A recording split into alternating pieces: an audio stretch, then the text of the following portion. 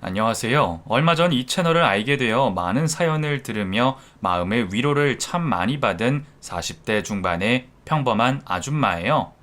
저에게도 아주 충격적이고 소스라치게 놀랄 만한 사연이 있어서 익명으로 글을 쓰게 되었답니다.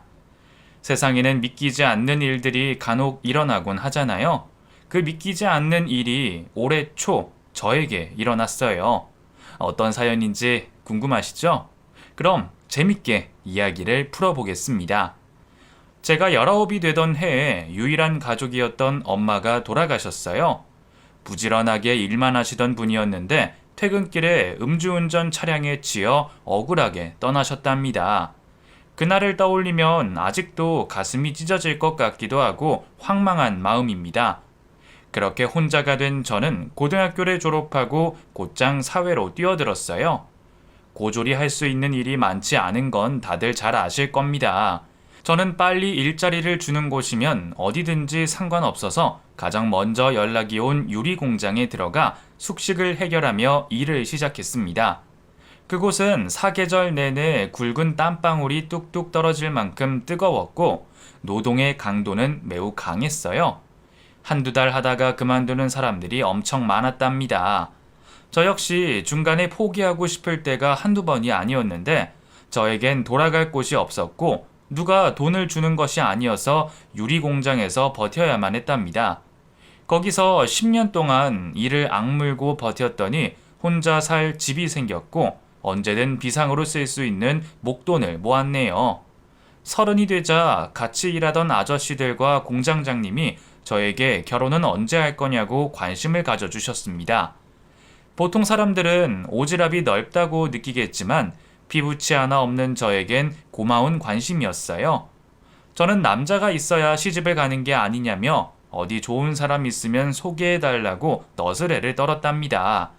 그러자 공장장님이 진짜로 저에게 남자를 소개해주겠다며 주말에 시간을 비우라고 했어요.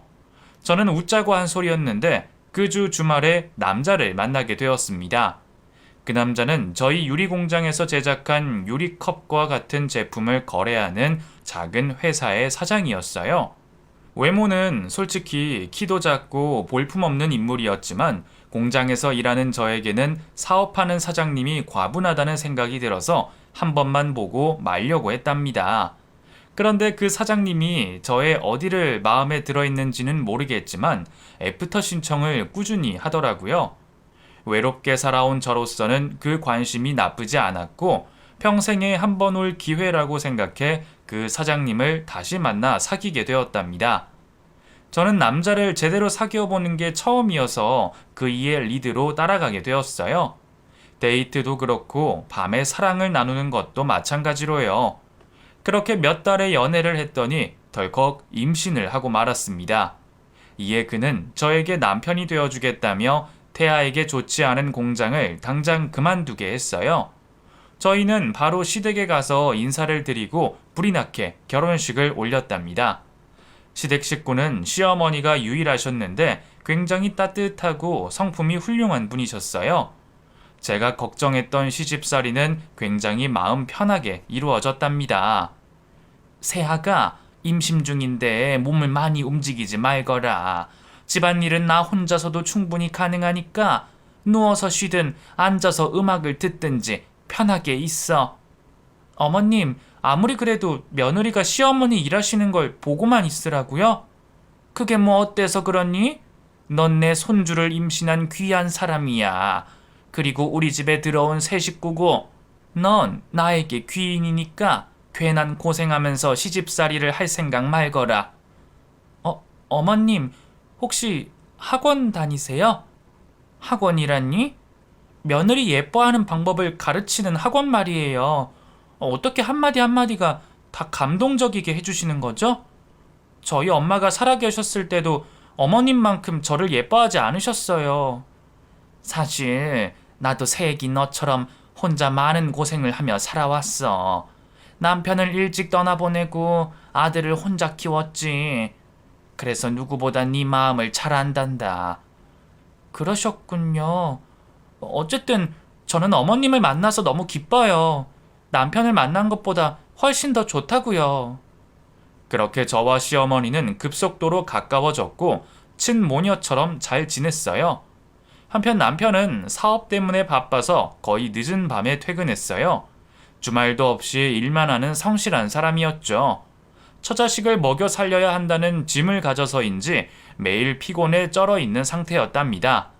이듬해 만삭이 된 저는 시어머니의 보살핌을 받다가 무사히 아들을 순산하게 되었고 산후조리를 시어머니가 직접 해주셨습니다. 하나부터 열까지 다 챙겨주시는데 진짜 저희 엄마가 살아서 돌아온 것 같은 기분이었어요. 제가 이런 사랑을 받아도 되나 싶을 만큼 기쁜 순간들이었죠. 그래서 저는 육아를 시어머니와 함께 하였고 아들은 보다 더 많은 사랑을 받으며 자랐습니다. 남편은 역시나 바쁜 사업으로 거의 밖에서 시간을 보내고 아들이 자고 있는 모습만 지켜보며 가장 노릇을 했어요. 그렇게 해가 여러 번 바뀌며 아들이 초등학교에 들어가게 되었고 저도 흰머리가 곳곳에 자랄 만큼 나이가 들게 되었답니다. 저는 시집 생활이 너무 행복했고 시어머니께 더 바랄 게 없었어요. 다른 며느님들과 참 많이 다른 경우라 신기하게 보시는 분들도 많았죠. 아들도 건강하고 똑똑하게 잘 자라서 이대로 시간이 멈추면 좋겠다는 생각도 덜어 했답니다. 그런데 남편이 걱정이었어요. 그이는 가장이라는 짐을 어깨에 혼자 짊어지고 살았으니 스트레스가 이만저만이 아니었을 겁니다. 제가 내조를 열심히 하기도 했지만 남편은 늘 그늘진 얼굴로 집에 들어왔어요. 그런데 얼마 뒤 초등학생인 제 아들이 집에 들어와 놀랄만한 이야기를 전했습니다. 엄마, 아까 학교 앞에서 아빠 봤다? 아빠를 봤다고? 그럴 리가. 아빠는 회사에서 바쁘게 일하실 텐데. 영웅이 네가 잘못 봤겠지. 아니야, 분명히 봤어. 아빠가 어떤 아줌마랑 손잡고 걸어가는 걸 봤다니까? 아줌마랑 손을 잡았다고? 에이, 그럼 네가 본 사람이 아빠가 아니야. 아빠가 왜 다른 아줌마랑 손을 잡아? 아닌데? 분명히 아빠 맞았는데? 내가 얼마나 시력이 좋은 줄 알잖아. 아들은 계속해서 남편이 다른 여자와 함께 있었다며 말했어요. 저는 같은 말을 여러 번 들으니 남편에 대한 의심이 생기기 시작했습니다. 며칠 뒤 아들을 학교에 보내고 남편 회사 앞으로 몰래 찾아가기로 했어요. 그이에게 괜한 말을 하는 것보다 제 눈으로 확인하는 게 낫겠다 싶어서 미행을 해보기로 한 거죠. 아침에 출근한 남편은 회사를 들어간 지 2시간도 되지 않아 밖으로 나왔고 어디론가 다급하게 걸어갔습니다. 저 또한 발길을 재촉하며 그이의 뒤를 따라갔답니다. 이윽고 남편은 아들의 말처럼 어떤 여자를 만나 다정하게 팔짱을 끼고 모텔로 들어갔어요. 그 모습을 지켜본 저는 아무것도 하지 못했답니다. 그이에게 달려가 화를 내는 건 꿈도 꾸지 못했고 증거를 수집할 생각도 전혀 하지 못했죠. 가만히 서서 겁에 질린 강아지처럼 벌벌 떨기만 했답니다. 결국 아무것도 하지 못하고 집으로 돌아가 시어머니께 이 사실을 말씀드렸어요. 어머님, 영웅 아빠가 다른 여자를 만나고 있어요. 오늘 제 눈으로 확인하고 왔습니다. 뭐야? 하범이 바람을 피우고 있다는 거니? 뭔가 오해를 한 게 아니야? 어떤 여자랑 모텔로 들어가는 걸 봤어요. 어머님, 저 어떡하면 좋을까요? 흰 나쁜 놈 같으니라고. 세아가, 내가 알아듣게 혼쭐을 낼 테니 네가 이번 한 번만 용서해주면 안 되겠니? 저는 시어머니의 말씀을 듣고 이렇게 대답했어요. 어머님, 저는 가족이라고는 어머님과 남편 그리고 아들이 전부예요. 전 우리 식구를 잃고 싶지 않다고요. 그이가 그동안 사업하면서 저와 아들을 먹여 살린 걸 생각해서 얼마든지 용서할 수 있습니다. 애정결핍과 외로움이 그득했던 저는 남편과 이혼할 마음이 전혀 없었습니다. 남편이 다시 제자리로만 돌아오면 얼마든지 용서할 마음이었죠. 지금 생각해보면 바보 같고 모자란 것 같은데 그때 당시에는 그게 최선이라고 생각했답니다. 그래서 시어머니가 남편을 불러 호통을 치셨습니다. 이 똥물에 튀겨 죽일 놈아, 너 지금 바람 피우고 있다며? 어떻게 네가 그런 짓을 저지를 수가 있는 거냐? 새애기가 우리한테 어떤 존재인지 알면서 그런 더러운 짓을 저질러? 당장 그 상간녀를 정리해! 엄마, 이렇게 된 거 다 말씀드릴게요. 저 그 여자 진심으로 사랑해요. 나도 이렇게 될 거라고는 상상도 못했는데 이제는 발을 뺄 수 없을 것 같아요. 집사람한테 미안하지만 이혼하고 새로운 인생 살아보고 싶어요. 엄마도 제 의사를 존중해 주셨으면 좋겠어요. 뭐야? 지금 바람난 년한테 눈이 돌아가서 조강지처를 버리겠다는 말이냐? 이놈의 자식아, 내가 널 그렇게 가르쳤어? 제발 정신 좀 차려! 죄송해요. 그건 안 되겠어요. 저 며칠 나가 있을게요. 집사람에게도 시간을 줘야 할 것 같으니 마음 정리가 되는 대로 이혼하도록 하겠습니다. 여보, 당신 1억이야? 이제 와서 나를 버리겠다고? 그럼 우리 영웅이는 어떡해? 아빠 없이 자라게 할 생각이야? 당신처럼 외롭게 크길 바라냔 말이야. 미안해. 그런데 어쩔 수 없어. 난 그 여자가 없으면 못 살 지경이야. 내가 양육권이고 양육비고 다 줄 테니까 헤어지자. 저는 눈물이 제멋대로 쏟아졌습니다. 얼마나 속이 상하고 분하던지 가슴이 꽉 막히고 헛구역질이 나와 아무런 말도 하지 못하고 집을 나가는 남편을 붙잡지 못했어요. 그러자 시어머니는 제 손을 붙잡으며 새아가 걱정 마라. 나한테 다 방법이 있으니 조금만 참아주렴 하고 말씀하셨어요. 저는 이미 마음이 떠난 남편을 붙잡아서 뭐하냐고 말했고 그이 말대로 이혼하는 게 낫겠다고 대답했습니다. 이튿날 시어머니는 제 손을 잡고 어디론가 데려가셨습니다. 그곳은 굉장히 낯설고 무서운 공간이었습니다. 바로 점집이었어요. 여기가 내가 다니는 점집이야. 사실 너랑 아들이 혼이 나기 전에도 여기에 와서 궁합을 봤었지. 그때 분명히 점쟁이가 귀인인 너를 꼭 잡아야 한다고 했어. 그러면 가족이 화목해지는 건 물론이고 아들 사업이 번창한다고 했었지. 그런데 봐라. 내 아들이 사업이 얼마나 잘 되고 있니? 그리고 너와 내가 친모녀처럼 잘 지내고 영웅이도 잘 크고 있잖아. 이번 사태를 점쟁이한테 말하고 해결 방법을 찾아보도록 하자. 저는 당혹스럽게 시어머니를 바라보다가 얼떨결에 점집으로 들어갔습니다. 이윽고 점쟁이가 저희를 보자마자 반갑게 인사하더군요. 사모님, 오랜만이네요. 잘 살고 있어서 찾아주지 않는 줄 알았는데 오늘은 무슨 일로 왔을까?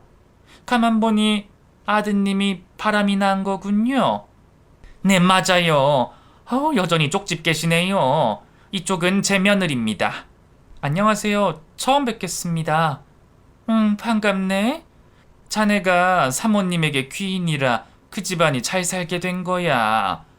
그런데 삶이라는 게 늘 균형이 맞게 돌아가지 않는 법이지. 자네 남편의 바람을 막으려면 부적을 쓰는 게 효과가 있을 거야. 시어머니는 그 말을 듣자마자 부적을 여러 장 써달라고 부탁했고 점쟁이는 붓을 들어 노란 종이에 뜻모를 글자를 쓰며 여러 장의 부적을 써주셨습니다. 그리고 저에게 남편의 베개와 옷에 넣어두라 일렀고 시간이 조금 지나면 돌아올 테니 아무런 걱정을 하지 말라고 하셨네요. 점쟁이는 볼일을 다 봤는데도 시어머니와 많은 수다를 떨었습니다. 그동안 어떻게 살았는지, 건강은 어떤지 서로에게 안부를 주고받았고 다음에 밥도 먹고 커피도 마시자며 약속까지 했답니다.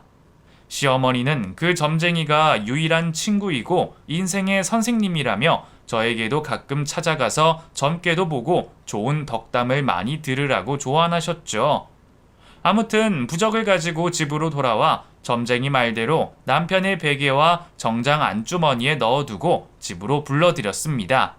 이혼을 하더라도 며칠만 같이 지내보자는 핑계를 댔더니 쉽게 들어오더라고요. 그렇게 2주의 시간을 보내자 남편이 할 말이 있다면서 저와 시어머니를 불러 앉혔답니다. 여보, 그리고 엄마, 제가 두 분께 상처를 드린 점 진심으로 사과드립니다. 제가 바람 피운 그 여자는 얼마 전에 정리했어요. 뭐?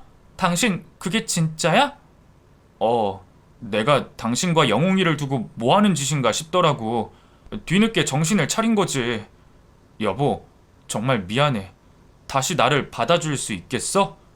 저는 속으로 그 점쟁이가 정말 용하다는 생각을 하기도 했고, 다시 돌아온 남편에게 고마움이 일어 눈물을 흘렸어요. 그래. 앞으로는 절대 바람 피우지 마. 날 두고 다른 여자를 만나지 말란 말이야.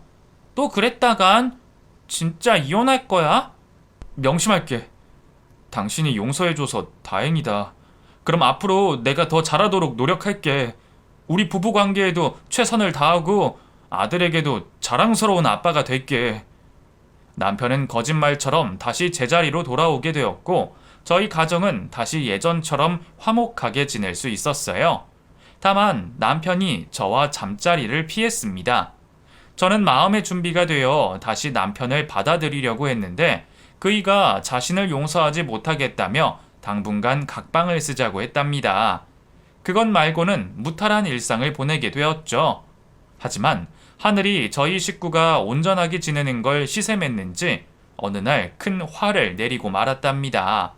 시어머니는 건강하고 아픈 곳 하나 없는 분이셔서 걱정을 한 번도 한 적이 없었는데, 예상치도 못한 교통사고를 당하고 말았어요.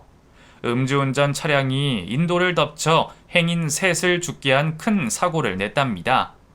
저희 친정엄마가 당했던 사고와 똑같은 사고였죠. 여하튼 사고로 숨진 사람들 중 한 사람이 저희 시어머니였고, 사고를 당한 순간 바로 세상을 떠나셨죠. 황망한 마음으로 영안실 철제 침대에 누워 계신 시어머니를 확인하자 눈물이 나오지 않았습니다. 도저히 믿을 수 없겠더라고요. 이 모든 순간들이 꿈이고 망각이길 바라며 제가 정신을 차렸을 때 시어머니가 다시 웃으면서 제 손을 잡아줄 것 같았답니다. 장례식장에 시어머니의 영정사진이 올라가자 조금씩 현실을 깨닫게 되었고, 참아왔던 눈물과 슬픔이 멈출 줄 모르고 바닥에 쏟아져 내렸어요. 얼마나 큰 충격을 받았는지 남편과 조문객들이 저에게 말을 걸어도 아무 소리가 들리지 않았습니다. 오로지 시어머니를 잃은 슬픔만 가지고 장례식장에 주저앉아 있었죠. 조금 시간이 지나고 시어머니의 입관을 보게 된 순간 오열하고 말았고, 세상이 떠나가도록 소리를 질렀습니다. 제 곁에 영원히 계실 줄 알았던 시어머니는 관 속으로 들어가셨어요. 그리고 다시 장례식장으로 들어가 정신을 차리려고 안간힘을 썼습니다. 시어머니가 떠나시는 길에 눈물만 흘리면 후회할 것 같았어요. 조문객들에게 정중하고 감사하게 인사를 드리며 며느리이자 딸 역할을 제대로 하고 싶었습니다. 그런데 남편이 누군가를 데리고 시어머니 영정사진 앞으로 데려오는 겁니다. 저는 눈을 비벼서 그 여자가 누군지 확실하게 보았어요. 그녀는 지난번 남편이 바람을 피웠던 상간녀였습니다. 도대체 이게 무슨 상황인지 하나도 인지가 되지 않았죠. 저는 여전히 슬픔으로 인해 울먹거리는 목소리로 남편에게 물었습니다. 여보, 저 여자가 왜 여기 있는 거야? 이 사람이 오늘 상복 입고 머리핀을 할 거야. 진짜 내 아내는 이 여자니까. 뭐? 지금 당신 무슨 말을 하는 거야? 갑자기 며느리 자리를 저 여자한테 내주라는 거야? 저 상간녀는 진작에 헤어졌다고 했었잖아. 도대체 이게 다 무슨 상황이야? 무슨 상황이긴. 당신이 얼간이가 된 상황이지. 그러자 상간녀는 입꼬리를 올리며 저를 비웃었습니다. 아줌마, 아직도 사태 파악이 안 돼? 이제 이 남자는 내 남편이라고. 오늘 머리핀을 꽂을 며느리는 바로 나란 말이야. 이게 무슨 소리야? 당신이 설명해봐. 저 미친 소리가 다 뭐냐고. 진짜 머리가 모자란 거니? 상황 파악이 안 돼? 지금 이 여자가 내 새로운 마누라야. 이미 우리는 살림을 차리고 살고 있었다고. 난 애초에 당신한테 돌아간 적이 없어. 당신이랑 엄마가 나 바람 피우지 말라고 부적까지 썼다며? 그럼 내가 당신한테 돌아갈 줄 알았던 거야? 엄마나 너나 참 순진하다. 그깟 부적 몇 장으로 내 사랑이 끝날 줄 알았니? 뭐? 그걸 알고 있었어? 그리고 저 상간녀랑 헤어진 적이 없으면 왜 그때 용서를 빌었던 거야? 진심으로 미안하다고 사과했던 건 다 뭐냐고? 아, 그건 엄마 때문이었어. 부적으로 효과를 못 보니까 나를 따로 부르더라고. 내가 당신에게 돌아가기를 애원하셨지. 하지만 나는 끝까지 당신과 이혼하겠다고 화를 냈어. 너와는 단 하루도 같이 살기 싫다고 말이야. 아니, 그러니까 엄마가 보험금 이야기를 꺼냈어. 당신이 물려줄 재산은 하나도 없지만 나중에 죽으면 사망보험금 수혜자를 나한테로 해주겠다고 말이야. 너도 알다시피 엄마가 너를 너무 좋아해서 보험금 수혜자를 네 이름으로 해놓은 건 알지? 그 보험금이 자그마치 5억이라 그러더라. 하여튼 엄마가 그걸 나에게 돌려주겠다면서 너랑 가정을 지켜달라고 애원했다니까. 그래서 쇼를 하기로 했어. 내 애인하고 계속 사귀면서 가정적인 남자인 척 말이야. 엄마랑 당신을 속이면서 살게 된 거지. 나중에 수억 원의 보험금을 수령할 생각하니까 연기가 절로 나오더라. 내가 당신을 위하는 척 연기할 때마다 오바이트가 쏠렸는데 억지로 참아가면서 한 집에서 살았다니까. 야, 나 정말 대단하지 않냐? 뭐 여하튼 지금 엄마가 돌아가셨으니 장례를 무사히 치르고 내 애인과 같이 사망보험금 타내고 당신 곁에서 뜨는 거야. 어때? 내 계획이 아주 완벽하지 않아? 남편은 지나치게 솔직한 말을 전하며 비웃었습니다. 뭐? 그럼 어머님의 보험금 때문에 연기를 한 거라고? 그럼 끝까지 연기를 하지. 왜 이제 와서 상간녀를 여기로 데리고 온 거야? 어머님에게 며느리는 나뿐이라고. 누구도 그 자리를 빼앗지 못해. 나도 그러려고 했는데 내 애인이 보험금을 편하게 쓰려면 인간된 도리를 해야 한다고 해서 데리고 온 거야. 자기가 며느리 노릇을 하고 싶다고 고집을 부려서 데리고 왔지. 그러니까 당신은 구석에 찌그러져 있어. 지금부터 며느리는 이 여자니까. 그리곤 상간녀가 상복으로 갈아입고 저를 밀어냈습니다. 비켜! 여긴 내 자리야. 아줌마는 돌아가든지 음식이나 날라. 뭐야? 이년아, 네가 뭔데 며느리 행세를 하려는 거야? 어머님 며느리는 나라고. 하늘이 두 쪽 나도 그건 바뀌지 않아. 너 따위 상간녀가 있을 자리가 아니란 말이야. 이 더럽고 가증스러운 년아. 더럽게 말 많네. 오빠, 얘 좀 치워줘. 어떻게 이런 년이랑 결혼 생활을 했어? 오빠도 가만 보면 인내심이 아주 좋은 사람이야. 자기가 봐도 그렇지. 내가 순간 미쳐서 이런 년이랑 결혼해서 살았네. 그때는 내 자식을 임신했다 그래서 책임지려고 그랬는데 내가 왜 그렇게 했는지 모르겠어. 남편은 짜증을 부리며 제 팔을 잡고 바닥에 내동댕이를 쳤습니다. 이제 내 진심 알겠지? 여긴 내 엄마의 장례식장이야. 너랑은 피 한 방울 섞이지 않은 사람이니까 당장 꺼지라고. 양육비랑 위자료 두둑하게 줄 테니까 사라져. 당신 이러면 어머님이 가만 계실 것 같아?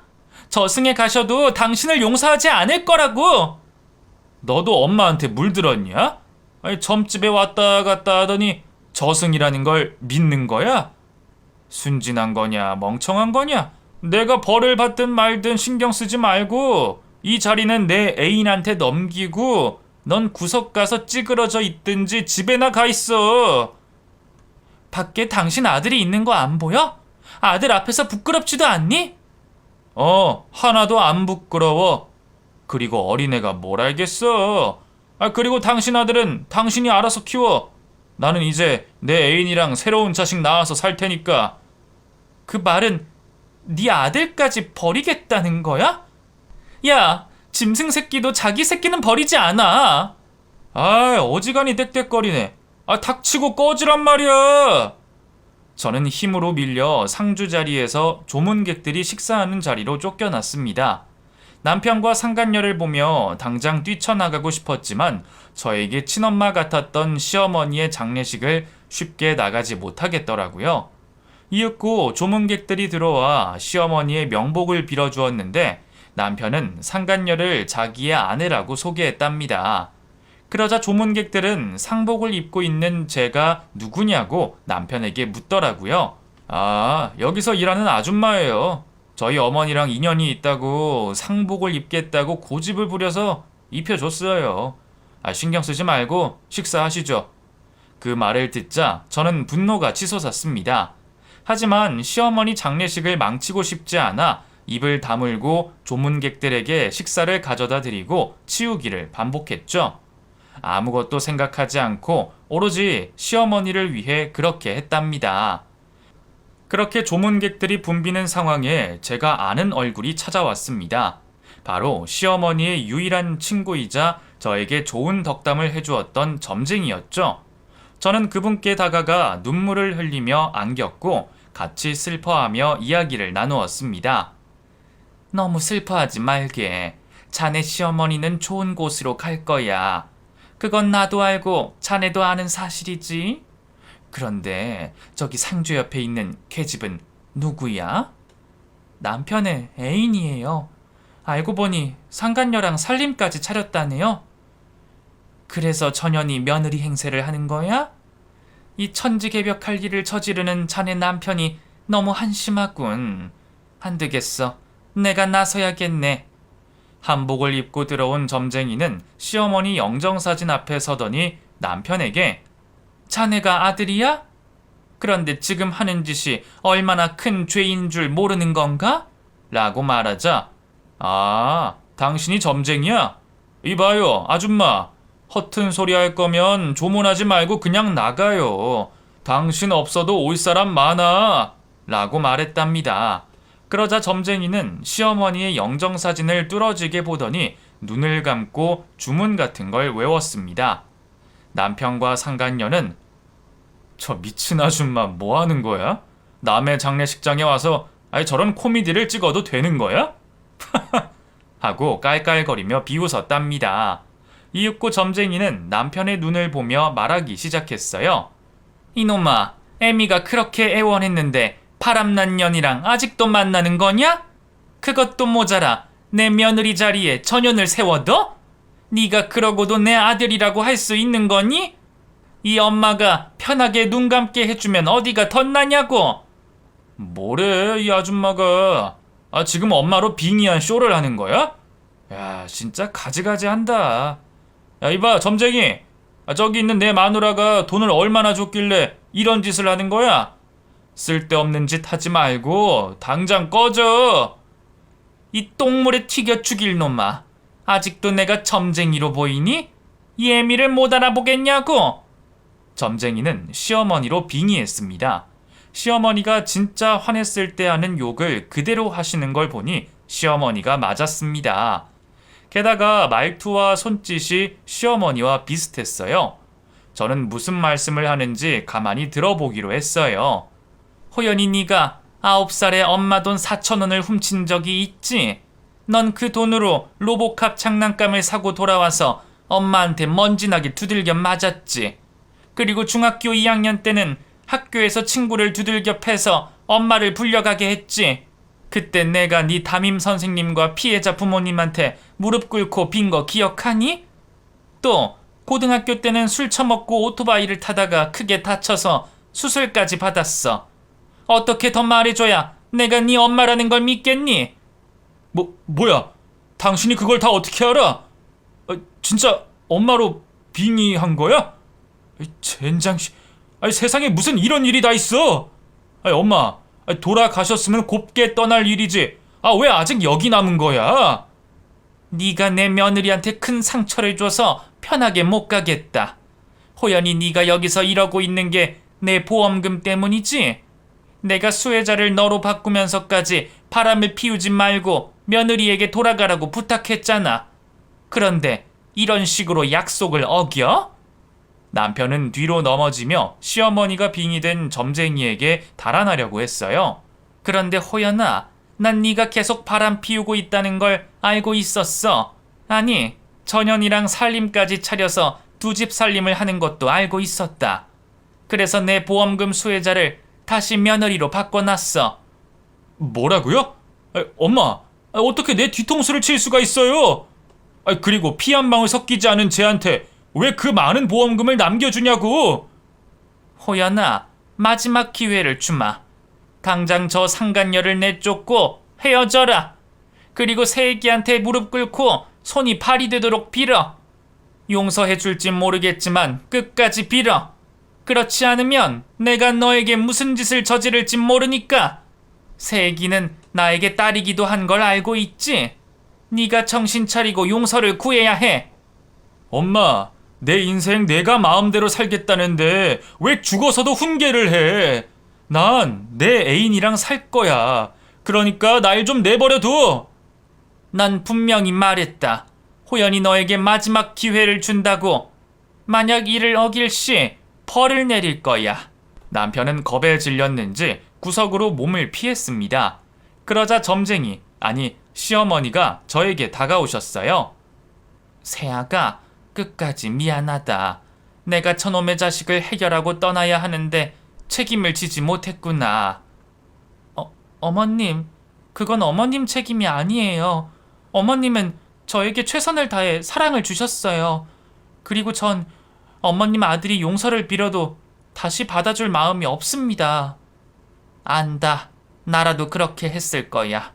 다만 내 아들이 너에게 용서를 빌어 가슴의 상처를 덜어주고 싶었어. 내가 아들 녀석에게 이렇게까지 경고를 했는데도 말을 듣지 않으면 혼쭐을 내주마. 그리고 시어머니는 저에게 큰 복을 가져다 주겠다고 약속하시며 떠나셨습니다. 이윽고 빙의에서 풀린 점쟁이가 기운이 빠졌는지 바닥에 그대로 쓰러졌어요. 저는 바로 물을 가져와 그녀의 입을 적셔주었답니다. 괜찮으세요? 응, 괜찮다. 조금 쉬면 나아져. 자네 시모가 어떤 말을 했는지 나도 다 들었어. 자네 인생에 복을 가져다 준다니까 오늘 장례식장에서 일어난 일은 크게 마음에 두지 말게. 네, 알겠어요. 고맙습니다. 점쟁이는 고개를 돌려 남편에게 경고의 말을 전했습니다. 이보게, 자네 엄마 말을 알아들었으면 그대로 실행하게. 그렇지 않으면 벌을 받을 거야. 자네 엄마는 한다면 하는 귀신이야. 아이 진짜 끝까지 사람 무섭게 하네. 야 점쟁이, 재수없게 하지 말고 당장 나가. 알겠네. 뒷일은 나도 책임을 못 지니까 알아서 하는 게 좋을 거야. 그녀는 유유히 나가버렸고 남편과 상간녀는 잠시 대화를 나누다가 어디론가 전화를 하고 나서 저에게 다가왔습니다. 야, 엄마가 보험금을 너한테 돌린 게 진짜 맞았어. 아이 젠장, 몇 억이 되는 돈을 날려버렸네. 내가 위자료 준다는 거 다 취소야. 넌 보험금이나 먹고 떨어져. 그리고 장례는 네가 마무리하고 와라. 그땐 이혼 서류에 도장 찍고 각자 갈 길 가자고.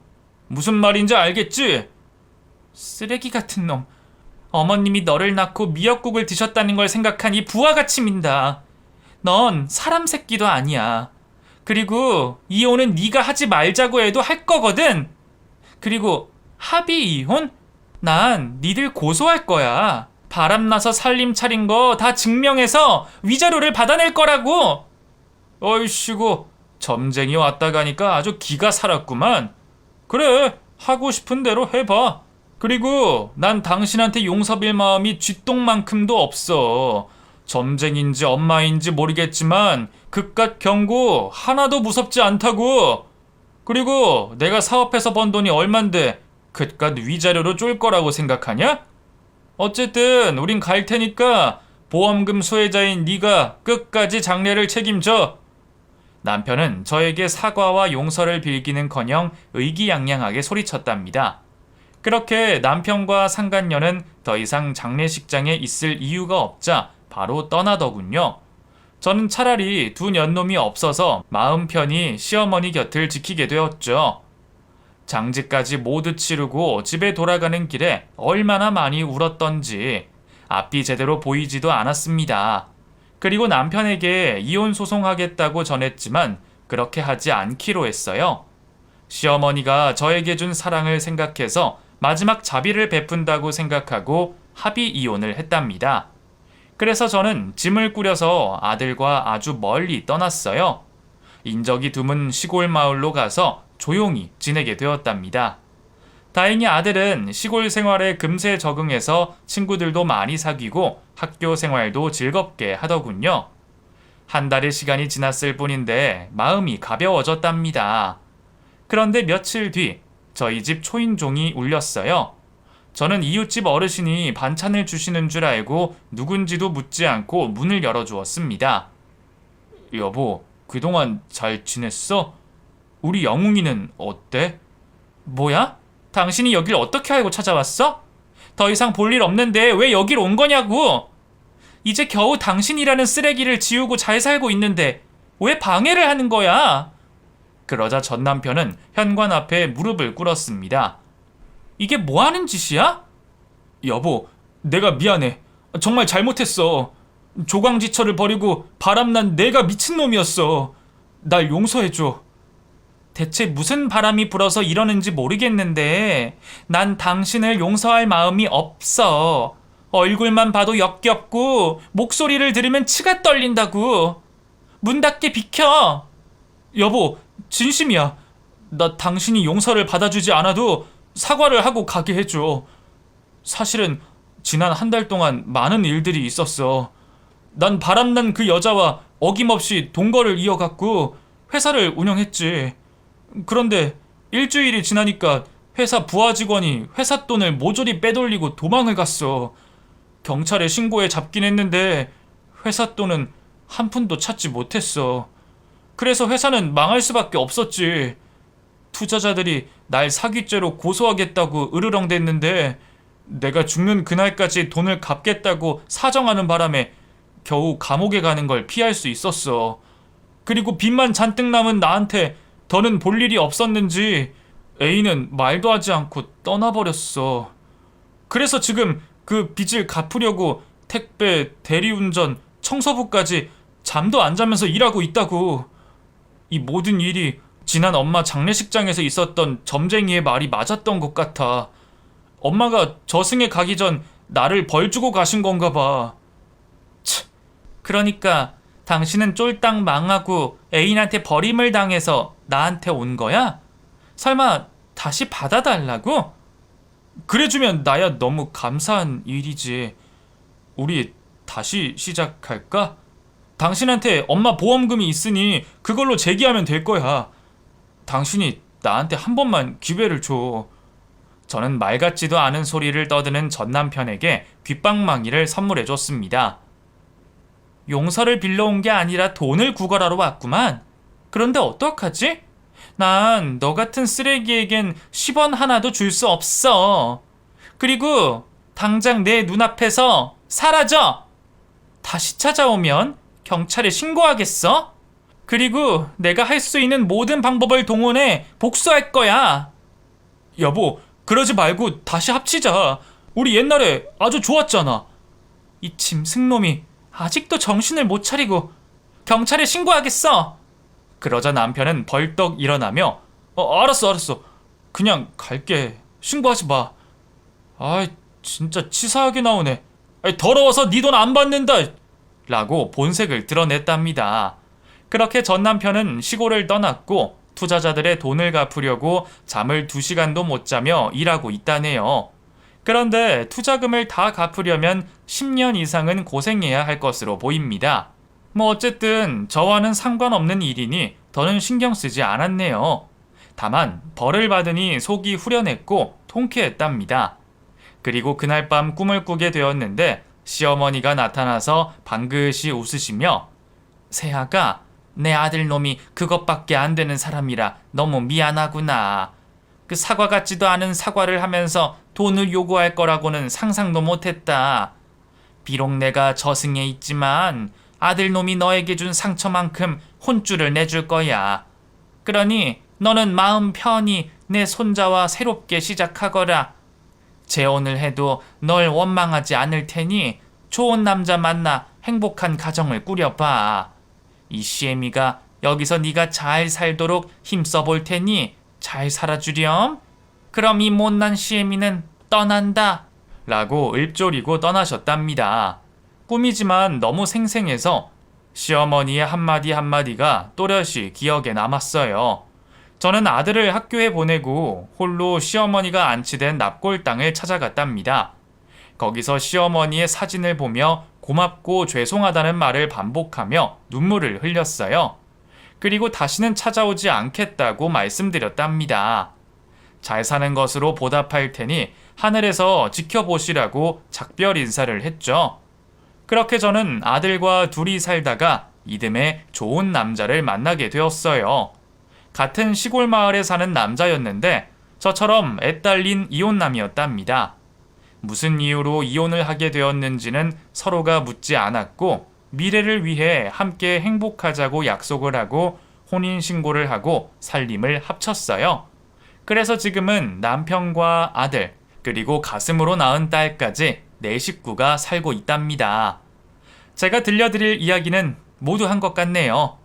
과거 제3부터 해서 사랑과 결혼 그리고 시어머니와의 인연과 많은 아픔들까지 주저리 떠들었네요. 기분이 참 묘하네요. 제 이야기를 누구에게도 해본 적이 없는데 여기서는 구구절절 다 말하게 되네요. 그래서 이 채널의 사연이 그렇게 많이 넘쳐나나 봅니다. 저와 같이 고생하고 아픔을 겪으신 분들에게 작은 위로가 되었길 바라며 이만 물러가도록 하겠습니다. 경청해주신 분들께 감사드리며 행복을 기원하겠습니다. 안녕히 계세요.